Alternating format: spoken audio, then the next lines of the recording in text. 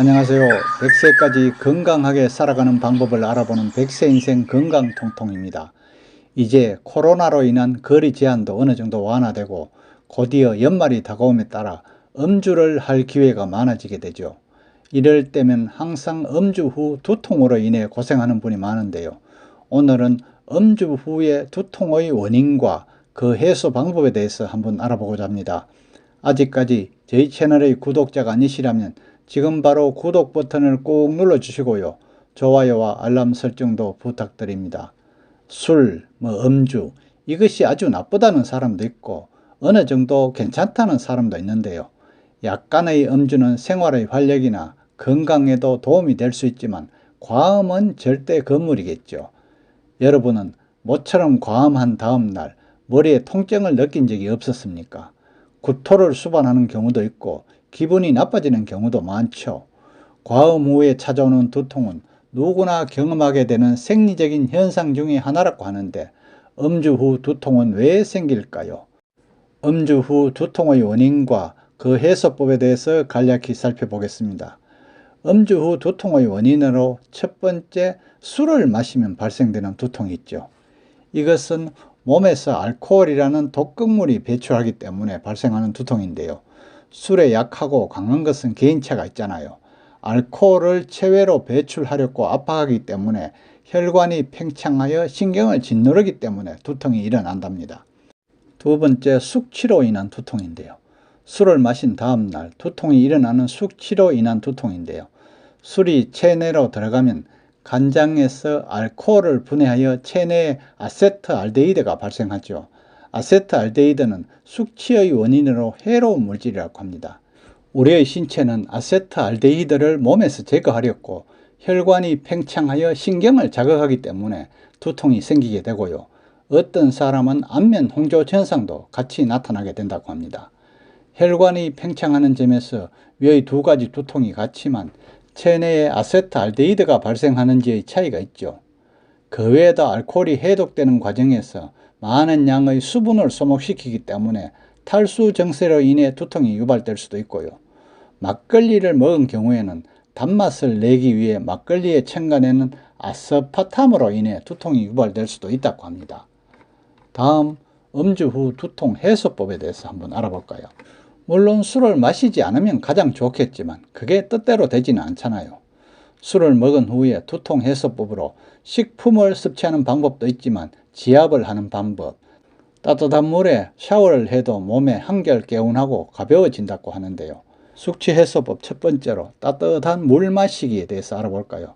알코올 해독 과정에서 다량의 수분이 소모되지만 탈수 증세로 인해 두통이 심하게 나타날 수도 있으므로 체내에 수분이 쉽고 빠르게 흡수되도록 찬물보다는 따뜻한 물을 마시도록 하면 좋죠. 다음 두 번째로 냉각입니다. 숙취로 인한 두통을 느꼈을 때는 따뜻하게 하는 것이 아니라 차게 하는 것도 좋다고 합니다. 혈관이 팽창하여 통증이 발생하는 것이므로 혈관을 수축시킬 필요가 있는데요.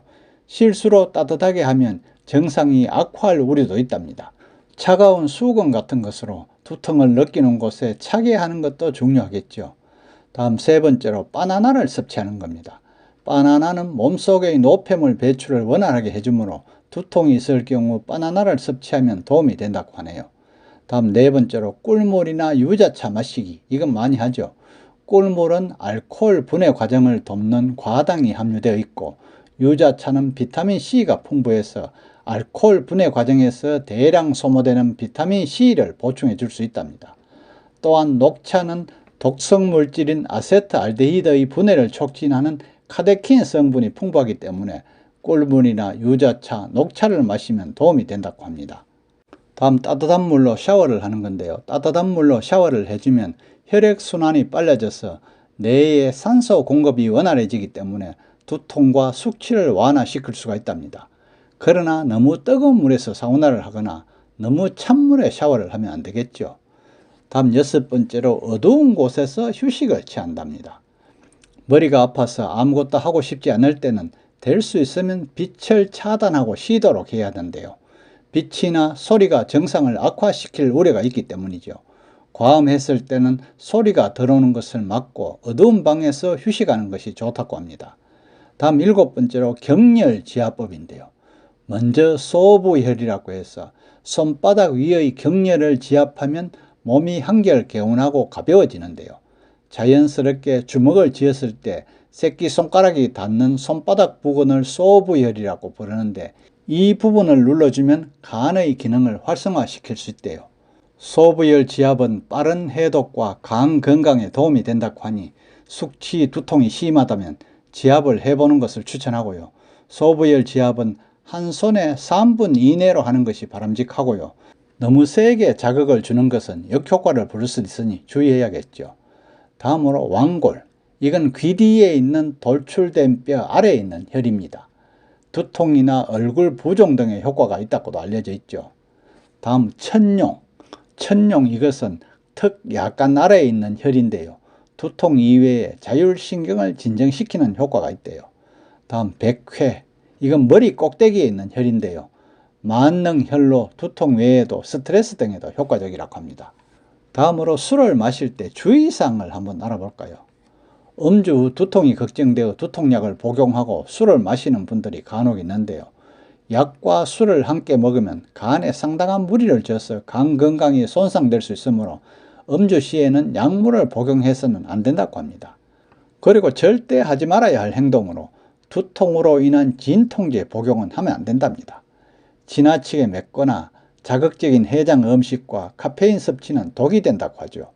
음주 후 진통제 복용은 간 손상이나 위장 출혈을 부를 수도 있으니 가급적 복용하지 않는 것이 좋다고 합니다.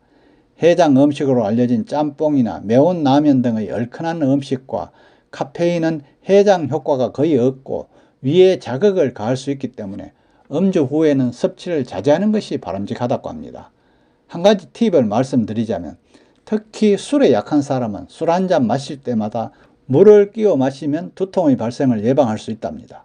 술을 마시면 화장실 가는 횟수가 늘어나 탈수 증상으로 체내의 수분이 격감하죠.